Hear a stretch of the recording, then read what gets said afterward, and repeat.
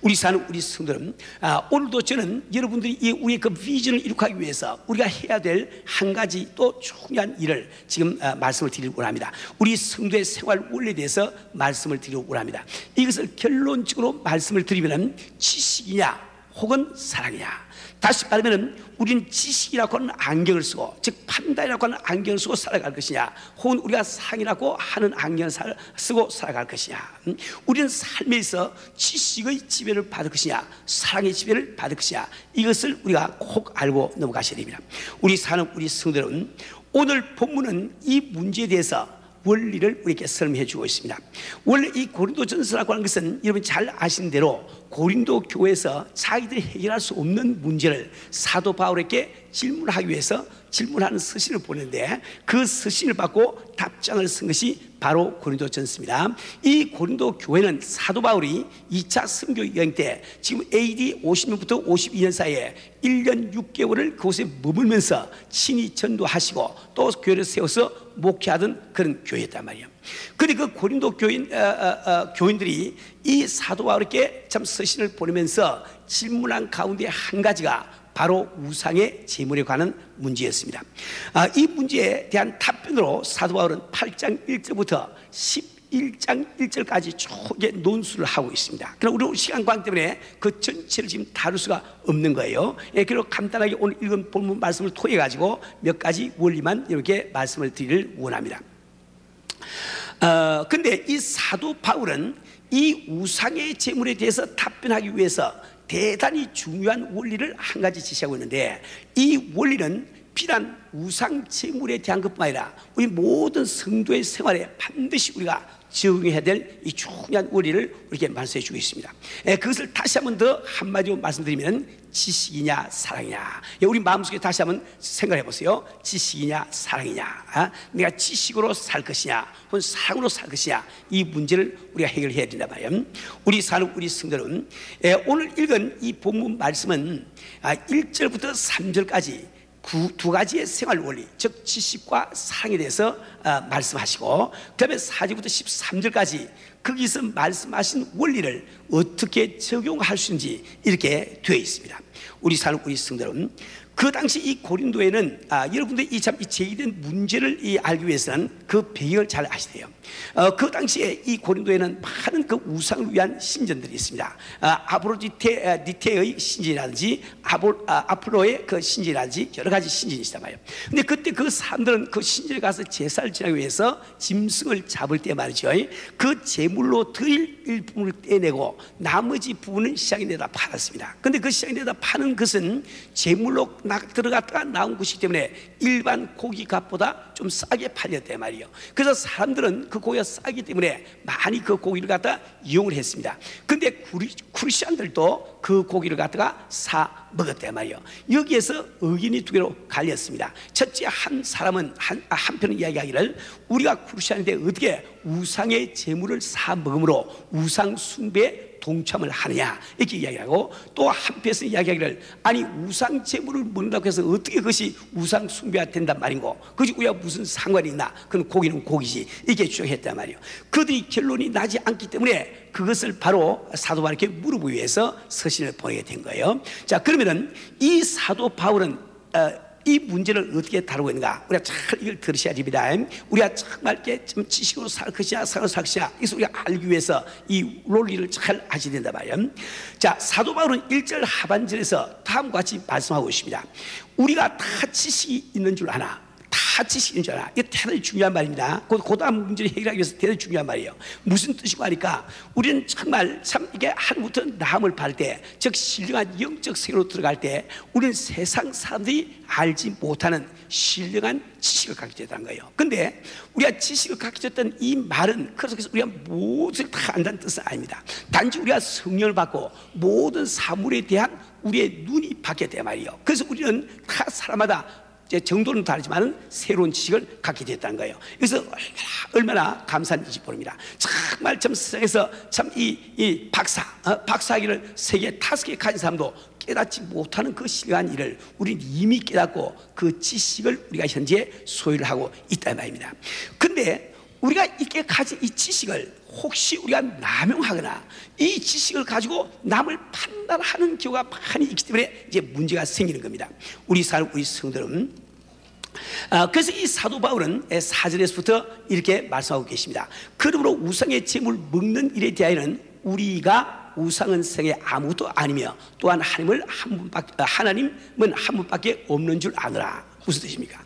우리가 과거에 참 예수 믿기 전까지는 혹시 우상도 진짜인가? 정말 이렇게 산에도 무슨 신이 있는가? 나무에도 무슨 신이, 우리 그렇게 생각하면서 살아왔지만은 우리가 예수를 믿고 정말 거듭날 때 우리 확실히 알게 됐단 말이에요. 우상이라고 하는 것은 존재하는 것이 아니야. 사람들이 괜히 참 자기들이 예배할 하나님을 보지 못하니까 뭔가 대성을 재고 예배를 해야 되겠으니까 참 나무를 깎아서 상을 만들어 놓고 혹은 또 이제 금을 가지고 상을 만들어 놓고 이렇게 예배 드리고 있으니까 우상은 실제로 존재하는 것이 아니다 말이에요. 그러니까 다시 말하면 우리가 우상에 드린 제물이라고 할 때 그것은 전혀 이게 우상이라는 게 존재하지 않기 때문에 나무 상 앞에 한번 놓았다가 혹은 또 돌 앞에 놓았다가 가져온 것과 똑같아. 그러니까 그것을 먹는 것은 아무 우리가 상관이 없어. 오직 하나님은 한 분밖에 안 계시기 때문에, 그죠? 그러니까 우리는 우상이란 존재하지 않는다는 새로운 지식을 가졌기 때문에 그 우상의 제물된 것을 우리가 먹어도 아무 상관이 없다는 이런 지식을 우리가 갖게 됐단 말이에요. 이 뜻이 바로 그런 뜻입니다. 자, 근데 우리가 그 뜻을, 그 지식을 우리가 참 남용을 해서 우리 함부로 그렇다고 해서 고기를 먹을 때 어떻게 부르짖습니까? 지금 성경에 말씀한 대로 모든 성도가 똑같은 지식을 가진 게 아닙니다. 어떤 성도는 그것을 깨달아 아는 사람도 있는데 어떤 사람은 깨닫지 못한 성도도 있고 불신자는 더더구나 못 깨달을 거 아닙니까? 그죠? 그래서 내가 아는 지식, 깨달은 지식을 내가 그것을 주장을 하고 그것을 남용을 하게 될 때 우리는 참 믿음이 약한 참 성도, 깨닫지 못한 성도, 다시 말해 아직도 참 우상 앞에 제물을 드릴 때 우상이 그것을 받아 먹는다고 생각하는 그런 참 이 뭡니까 그 성도들은 실족을 하지 않겠냐 말이에요. 그죠? 또 우리의 우상 숭배를 진짜로 알고 하는 불신자들은 우리가 그 제물을 먹는 것을 보고 야 우상 숭배는 괜찮은 것이 하고 우상 숭배를 더 자게 되지 않겠냐 말이에요. 다시 말하면 우리가 우리의 지식을 고집하고 우리가 그것을 가지고 그 고집함으로 말미암아 우리는 그런 형제 자매들을 실족을 시킨다 말이에요. 실족을 시키는데 그 형제 자매들은 누굽니까? 그럼 바로 주님께서 위하여 죽으신 생명이란 말이에요. 영혼이란 말이에요.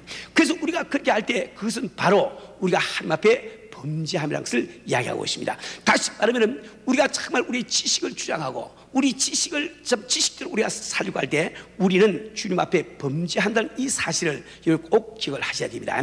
자, 근데 근데 우리 여기서 잠시 지식에 대해서 다시 한번 생각 좀 해봐야 되겠어요. 제일 첫째로 오늘 성경 말씀대로 지식은 우리의 마음을 교만하게 합니다. 지식은 우리 마음을 교만하게 한다고요. 그러니까 지식을 가지고 지식을 주장하면서 사는 사람은 반드시 마음이 교만하게 되어 있습니다. 그건 왜 그런가 하니까 우리가 남이 갖지 못한 지식을 가질 때 내가 가진 것은 부분적인 지식에 불과한데 사람은 참 이상하게도 내가 모든 것을 알고 있다는 잘못된 생각을 하게 되는 거예요. 그죠? 그래서 이 지식인들에게 복음 전하기 힘듭니다. 왜? 그들은 무엇을 다 알고 있다고 생각하니까 그들이 알지 못하는 하나님에 대해서 이야기하면 들고 그러지 않는데 말이에요. 그렇죠? 그래서 우리는 정말 이것을 참 잘 알아야 되는 거예요. 그래서 이 지식, 지식은 우리 마음을 교만하게 하는데 이 교만이라고 하는 것은 마치 풍선처럼 자기가 스스로 부풀어 오른 겁니다.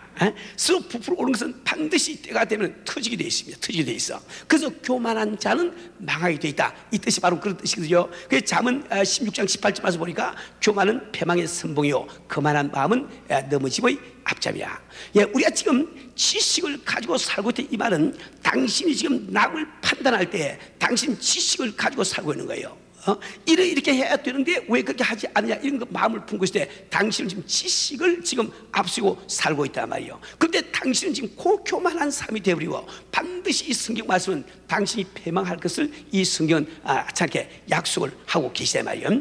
우리 사람 우리 성경. 자, 그 다음에 두 번째 우리 지식에 대해서 알아야 되는 것은 지식은 언제나 불충분합니다. 그래서 이 8장 2절 말씀 보니까 또한 누구든지 무엇을 아는 줄로 생각하면 아직도 마땅히 알 것을 알지 못하는 것이요. 예, 무슨 뜻입니까?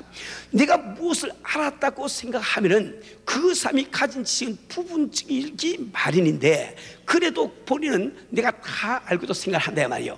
그래서 내가 완전한 지식을 온전한 지식을 가졌다고 생각하는 그 사람은 그는 지식에 지식의 대단히 중요한 요소를 모르고 있습니다. 왜냐하면 지식이라고 하는 것은 원래 내가 알지 못하는 지식이 있다는 것이 지식이 발달하게 된 근원이라고요. 그죠? 지식의 가장 근본적인 그것은 내가 알지 못하는 것에 대한 지식이 중요한 거예요. 근데 내가 완전히 알고 있다, 완전히 지식을 가지고 생각하는 사람은 이제 자기가 모르는 것이 없다고 생각하니까 그런 엄청난 잘못을 저지른단 말이에요. 그래서 이 지식은 불충분한 것을 이야기한단 말이에요. 우리 성도는 우리는 지금 현재 교회 생활을 하면서 우리는 부지런히 다른 사람을 참 이게 판단을 많이 합니다. 아마 오늘도 앉아서 판단을 많이 했어요. 뭐 찬양을 왜 저렇게 부르나, 저서 왜 저렇게 하나, 뭐 온갖 판단을 다 한단 말이에요. 그것은 당신이 가지고 있는 원리, 당신이 가지고 있는 지식을 남에게 지금 적용을 하기 때문에 문제가 생긴 겁니다. 그죠?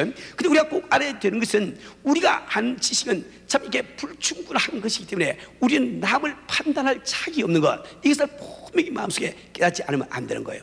그러면 이 세 번째로 우리가 알아야 되는 것은, 꼭 기억하는 것은, 여기서 지식이라고 하는 것은 우리가 화석에 어떻게 도달할 것이냐, 화석에 뭐지, 그거 지금 이야기하는 것이 아닙니다. 선과 악에 대한 지식을 이야기한단 말이에요. 그러니까 우상의 제물을 먹어도 되느냐 안 먹어도 되느냐, 즉 우상의 제물을 먹는다고 하는 것은 선한 일이냐 악한 일이냐, 그것이 합당한 일이냐 불법한 일이냐, 이걸 지금 묻고 있지 않습니까? 그러니까 우리가 지금 말하는 이 지식이라고 하는 것은 선악에 대한 기준을 이야기하고 있단 말이에요. 근데 우리 모든 사람들은 내가 지금 선악에 대한 기준을 갖고 있다고 생각하기 때문에 다른 사람들은 판단을 자꾸 한단 말이에요. 근데 다시 한 번 더 말씀드리겠습니다. 근데 이 세상에는 선악이 따로 없습니다.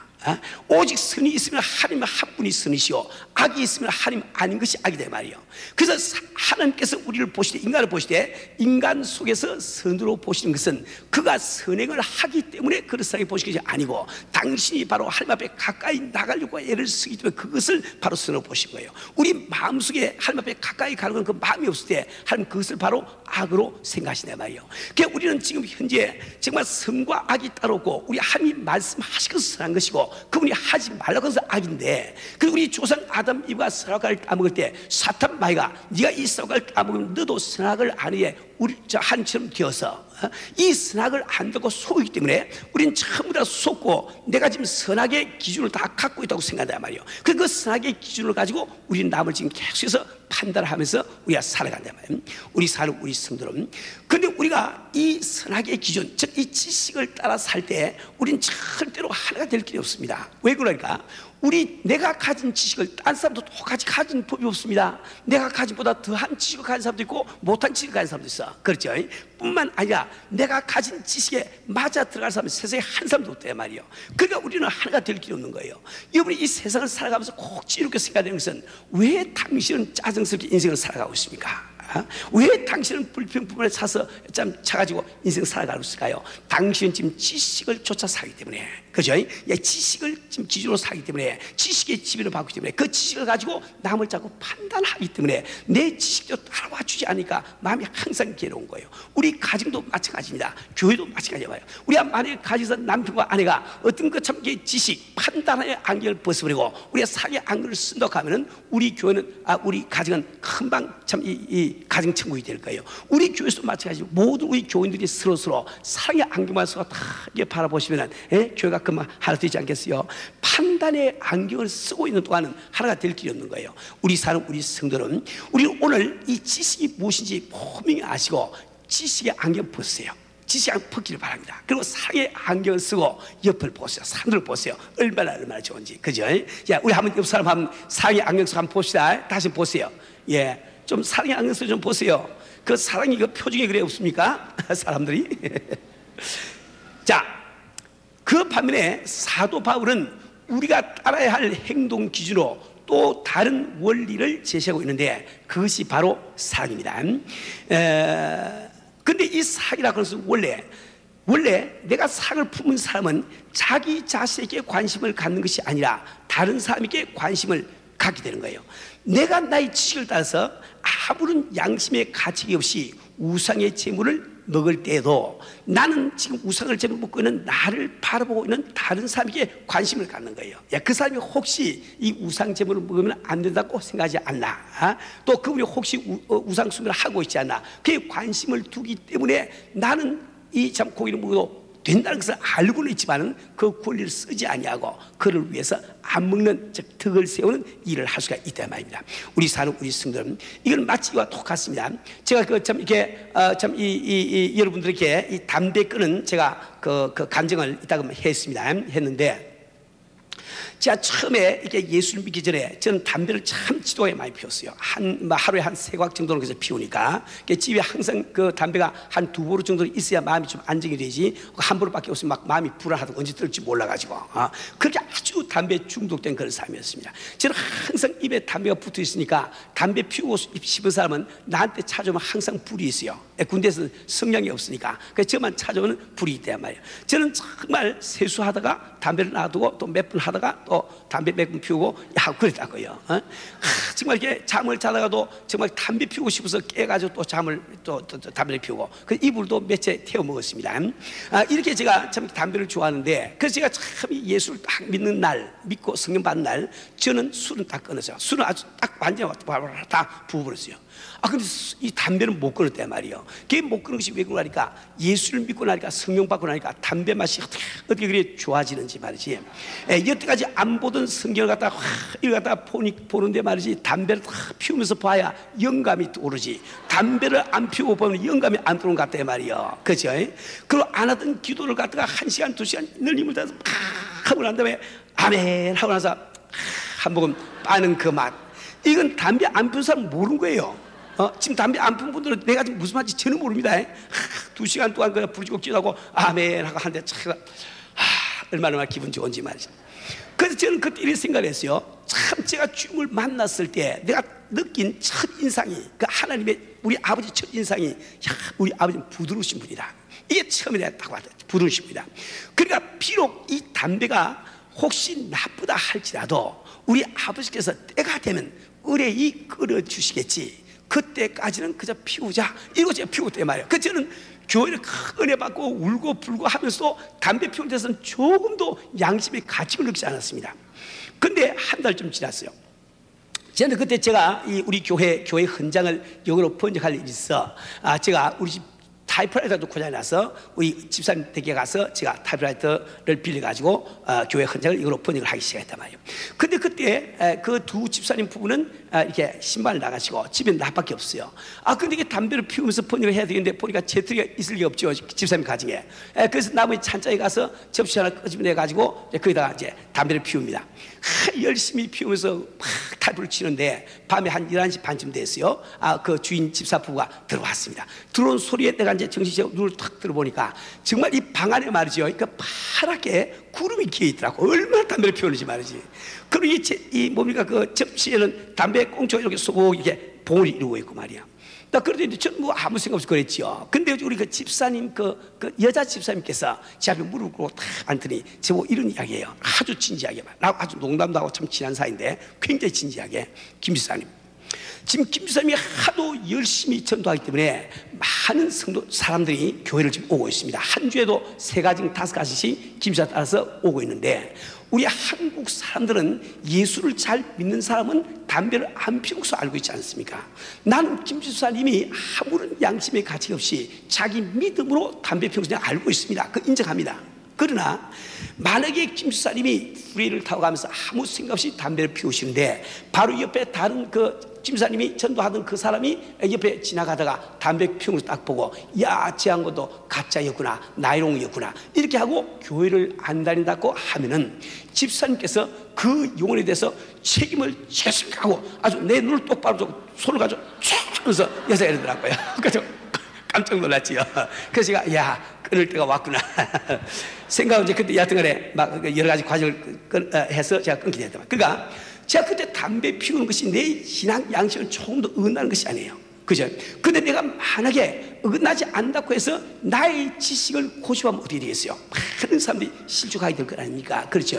그 사실을 깨달을 때 나는 참 하나님 우리 아버지 참 품 안에서 내가 지금 담배를 피워도 괜찮다고 생각했지만 그 생각, 그 지식을 갖다가 버릴 수밖에 없어요 말이에요. 그죠? 이게 신앙생활입니다.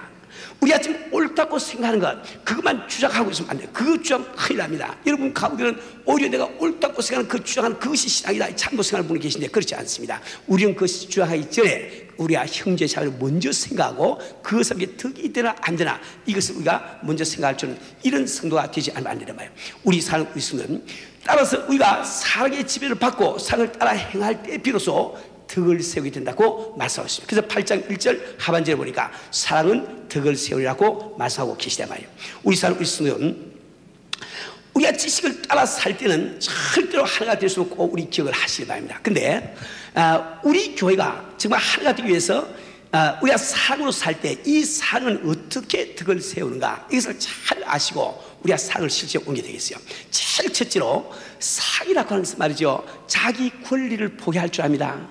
사랑하면 자기 권리를 포기한다고요. 사랑이 전까지는 자기 권리를 절대 포기하지 못해. 그래서 교회에서 자기 권리가 그저 침해당하면 막 집사 장로도 막 화를 내고 말이지 막 서로 싸우고 이렇게 하거든요. 근데 사랑하면은 자기 권리가 포기해야 된단 말이에요. 어떤 어머니가 참 이게 아들이 7살짜리 아들이 있는데 브래들리라고 하는 아들이 있다고 그럽니다. 근데 오늘 아침 참 그 애를 갖다 밥을 먹이고 참 이렇게 학교를 보내고 집에 들어와 보니까 식탁 위에 탁 곱게 접은 쪽지가 있는 거예요. 그 쪽지를 딱 펴봤더니 브래들리가 어머니에게 드리는 청구서 탁 해가지고 청구서가 돼 있어. 그게 보니까 그 안에 그저께 심부름값 대가 25센트, 피아노 레슨 받은 값 10센트, 공부 잘한 값 30센트, 착하게 군 값 25센트, 도합 90센트 청구함 딱 돼 있단 말이에요. 참 이게 어머니가 참 보고 한편으로 귀엽기도 하죠. 그래서 어머니가 참 애가 오기 전에 90센트를 탁 준비해가지고 그거 다 책을 탁 얹어놓고 어머니도 쪽지를 하나 탁 적었어요. 그래서 탁 브래들리가 와서 돈을 탁 집어넣고 쪽지를 탁 펴보니까 어머니가 브래들리에게 보내는 청구서 이렇게 했거든. 그래서 그 안에 보니까 1. 브래들리를 낳은 값, 브래들리를 낳아준 값 무료. 브래들리가 열을 알 때 밥을 세워가면서 간호해 준 값 무료. 그 다음에 옷과 신발과 장난감 장만해 준 값 무료. 그리고 식사대 및 숙박비 무료. 합계 무료. 그죠? 그러니까 브래들리는 아직도 어머니의 사랑을 모르니까 자기가 자기 권리 쪽에서 자기가 참 청구서를 제출했는데 어머니는 그 아들을 사랑하기 때문에 청구서를 포기하지 않습니까? 사랑은 권리를 포기하는 거예요. 그러니까 우리가 사랑은 권리를 포기하기 때문에 우리는 하나가 될 수 있을 것을 꼭 기억을 하려 합니다. 그러면 두 번째로 이 사랑은 자신을 희생할 줄 압니다. 우리가 사랑이 없는 사람은 다른 사람이 나를 위해서 희생을 바라지 절대 자기 희생이 되지 않는다 말이에요. 오직 사랑할 때만이 우리는 남을 위해서 희생할 줄 안다 말이에요. 북극 탐험가로 유명한 쉐클튼이라고 하는 분이 있습니다. 이 쉐클튼이 아주 참 이렇게 어려운 참 다 이렇게 죽었다고 포기했는데 그 참 탐험대가 살아서 돌아온 거예요. 그 돌아왔을 때 신문기자들이 모여가지고 참 이 인터뷰를 하면서 어떤 신문기자들이 물었습니다. 자, 이번 북극 탐험을 할 때 가장 아슬아슬했던 순간이 언제입니까? 한번 말씀해 주세요. 그랬더니 그 스켈튼이라고 하는 그 탐험대장이 이런 이야기를 했다고 그래요. 그들이 정말 신앙을 아끼면서 가지고 살아가는데 복음은 전혀 이제 뭐 연락도 두절되고 보고도 받을 길이 없고 말이지. 근데 이제 마지막으로 비스켓가 이제 탁 남았대요. 그래서 각 그 대원들에게 비스켓을 나눠서 다 이제 주문에 넣어가지고 다 이제 나눠준 거예요. 이건 이제 비상식량이니까 이제 알아서 뭐 며칠 먹든지 이제 서바이벌 해야 되니까 다 이렇게 나눠줬대 말이에요. 그날 저기 잠을 잡니다. 잠을 자는데 이 쉐클튼이라고 하는 이 단장이 잠자다가 인기치게 잠을 탁 깨보니까 저쪽 한쪽 구석에서 어떤 대원이 싹 일어나서 누가 잠 안 잔 사람 싹 들어보더니 다 잠자고 있으니까 옆에 있는 대원의 비스켓 그 주머니 갖다 싹 가져와서 그걸 확 연다 이 말이요. 막 깜짝 놀랐습니다. 이 탐험대라고 하는 것은 생사를 같이 하기 때문에 서로 막 믿고 의지하거든요. 그 막 덩어리 식은땀이 쭉 흐르다. 아이고 내가 저런 사람에게 생명을 의지하고 오늘까지 탐험을 했다니 말이야. 근데 그 쉐클튼이 더 깜짝 놀란 것은 그 사람이 참 옆에 있는 사람의 주머니를 넣은 다음에 자기 주머니를 열고 자기 주머니에 있는 비스켓을 갖다가 상대방에게 옮겨주고 있단 말입니다. 그 쉐클튼은 참 눈물을 흘리면서 그 참 이 이야기를 하고 참 이 일은 꼭 그 사람과 하나님만이 알기 때문에 이름은 밝히지 않겠다고 이야기했답니다. 우리 사는 우리 성도는 우리는 정말 사랑이 있을 때 우리는 나고 위해서 희생할 수 있는 이 마음이 생길 수 있는 거예요. 그래서 이 사랑이 있을 때 우리가 하나가 될 수가 있는 겁니다. 그다음에 세 번째로 사랑은 계산을 초월합니다. 사랑 계산을 초월하는 거예요. 정말 우리 예수님께서 나 같은 죄인을 위해서 그분 육신을 입시고 이 땅까지 오셔가지고 그분이 십자가를 지고 피를 흘린다는 이 계산이 안 맞는 이야기입니다. 그러나 그분 우리를 사랑하시기 때문에 그런 투자를 하면서 즉 계산에 안 맞는 일을 하면서 우리를 구원해 주지 않습니까? 그래서 사랑은 다른 말로 낭비라고 부른 거예요. 낭비라고 부른 거예요. 저도 이렇게 참 연애를 해보니까 우리 사람 처음 만나서 연애를 하는데 말이지, 제가 사실 이렇게 처음 만나서 세 번째 되는 날, 세 번째 만난 날 일주일 됐을 때 제가 이제 참 이렇게 뭡니까? 그 프로포즈 했습니다. 그 프로포즈를 하고 저는 그때 잘 몰랐기 때문에 혼자서 내 얘기하면 잔뜩 다 해주고 내가 당신하고 결혼하기로 했습니다. 나 그게 프로포즈인 줄 알았죠. 만난 지 일주일밖에 안 됐는데 그래도 우리 집사람이 아무 이야기를 못하고 말을 안 해요. 그래서 좀 이상하다. 왜 그런가 옆으로 보니까 귀미까지 빨개졌어요. 그래서 왜 빨개졌는가? 그때 우리 집사람이 갓 나이가 20이 됐어. 그래서 저는 그때 나이가 30이 되었습니다. 그래서 저는 그 사람이 20 된 걸 알았으면 제가 전혀 그런 말을 안 했을 텐데, 자기가 몇 학년이냐 물으니까 졸업반이라고 그래서 난 어린이 대학 졸업반인 줄 알아. 처음 만났을 때 한복을 입고 있으니까. 그 어린이 25, 6 된 줄 알고 이제 프로포즈 했는데 전혀 그건 저는 몰랐지요. 그래서 아무 말도 안 하길래 제가 그랬습니다. 참 여자에게 있어 참 결혼은 일생일대 중대사인데 어찌 내가 오늘 당시의 답변을 받을 수가 있겠습니까? 내가 24시간 시간 이유를 드릴 테니까 집에 가서 잘 생각하시고 내일 나하고 결혼할 생각이 있으면은 내일 오늘 만난 이 다방에 몇 시까지 오라 이렇게 이야기하고 아니 가서 좀 가버렸단 말이에요. 그이는 뭐 프로포즈인 줄 알았지요. 제가 잘 모르니까. 그 다음에 저는 정말 참 이게 막 오후가 되면서 말이지 마음이 두근두근 해요. 왜 그러냐니까, 나 같은 사람도 결혼할 수 있단 말인가? 나 같은 사람도 과연 장가를 갈 수 있단 말인가? 전 전혀 장가를 한 번도 생각을 안 해봤으니까 가슴이 얼마나 두근거린지. 그래서 제가 그 다방에 가서 1시간 전에 가서 담배를 뻐끔뻐끔 피우면서 기다리고 있는데 시간이 다 돼서 사람이 안 온다 말이에요. 그래도 조금 더 기다려줘야지. 그 30분 기다렸어요. 또 안 온다 말이에요. 1시간 기다려서 안 와. 그래서 제가 제 생각에 그러면 그렇지 내 팔자에 무슨 결혼이야. 에이 가자. 그래서 나오려고 하는데 보니까 제가 다방 문에 얼굴이 하나 뒤다보고 있어요. 이렇게 반쯤 보니까 그 사람이야. 얼마나 반가운. 제가 막 달려나갔다고요. 달려나갔더니 우리 그 집사람 하는 이야기가 내가 오늘 결혼하기 위해서 온 것이 아니고 당신이 혼자서 기다리는 것이 너무 미안해서 왔다는 거라. 그래서 제가 그랬어요. 그건 당신 사정이고 내 입장은 그저 오늘 결혼을 할 거면 오라고 했으니까 오늘 결혼한 걸 난 알고 팔짱 끼라고 말이야. 팔짱을 탁 잡아서 팔짱을 싹 이렇게 끼었지요. 그때 퇴근 시간이 돼서 길에 사람들이 마리가 침빼가지고 팔짱을 탁 끼더라고. 딱 보니까 앞에 양장님이 보여요. 그래서 가서 오라니 해봅시다. 탁 이랬죠. 그런데 아니 왜 그러시냐 놀래가지고 말이야. 우영이 결혼할 텐데 옷부터 해입어야죠. 그 막 끌고 들어갔어. 그 막 억지로 끌고 들어가니까 사람들이 마리가 챙겨서 쑥 들어왔다고요. 그 첫날부터 양장을 하나 해드렸다고. 사랑은 계산을 초월합니다. 계산을 초월한다고요. 계산되는 게 아니야 그거. 그러니까 우리가 이게 참 계산 때문에 하나가 될 수 없는 거예요. 근데 우리가 사랑할 때 이 계산을 초월하기 때문에 우리가 하나가 될 수 있단 말이에요. 네 번째로 이 사랑은 시비를 초월합니다. 옳고 그런 것을 초월한단 말이에요. 그래서 이 사랑은 모든 허물을 덮는다고 이야기하고 있어요. 어떤 어머니가 군인 프레이드를 하는데 길가에서 아주 막 이렇게 참 이렇게 익스펙트한 그 표정으로 보고 있습니다. 왜냐하면 그 프레이드하는 군인 가운데 자기 아들이 끼어 있거든요. 그 어머니는 자기 아들 나타날만 기다리고 있는데 아니야 달까 자기 그 아들이 부대 아들 부대 있죠. 부대가 모두를 착 들어서 막 보무도 당당하게 착착착착 오는데 보니까 아이고 자기 아들만 팔이 틀려서 딴 군대를 처음 다 오른발 왼발인데 이 사람은 왼발 오른발 하면서 혼자만 이러고 있단 말이에요. 근데 그 사람이 옆 사람 보고 한 이야기, 그 어머니가 한 말이 있다고요. 아니 어쩌면 저 군대들이 다 팔이 제 틀리지요? 지 아들 틀리고 눈에 안 보여. 사랑하니까 말이야. 왜 저 군대를 다 팔이 틀리냐고 말이지. 그게 무드입니다. 우리 성도는 우리가 정말 사랑할 때 우리는 서로서로 허물을 덮을 수가 있는 겁니다. 그래서 우리가 부족한 우리들이지만은 바로 하나로 될 수 있는 길이 열리는 겁니다. 우리 성도는 난 정말 여러분들이 우리의 참 영롱한 그 꿈, 우리 교회 꿈을 우리 이루기 위해서 오늘 여러분들 그것을 위해서라도 여러분 사랑의 그 판단의 안경, 지식의 안경을 벗으시고 사랑의 안경을 쓰시는 주님을 축원합니다.